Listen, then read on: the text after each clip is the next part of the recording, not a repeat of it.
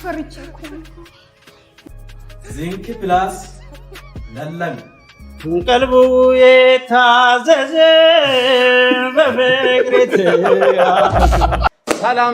ሰላም ብለን ከች ብለናል። ዛሬ ደግሞ ፍራይዴ ናይቲስ ከስቲፋኖስ ቶማስ ጋር አሪፍ ቆይታ እናደርጋለን። አርቲስት ድምፃዊ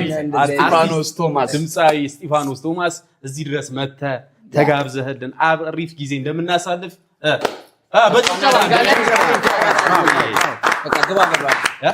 ግባ በለው በቃ በጣም ቸኩሏል። አሁን ዝግጁ ነህ? እስቲፎ ትንሽ እናስረዳ አደራ።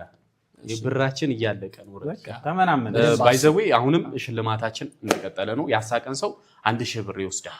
አንድ የምነግርህ ነገር በጣም ሰው ያስቃል እንጂ በሰው ቀልድ የሚስቅ አይነት ሰው አይመስለኝም። እሱንስ ለመቆጠብ ነው።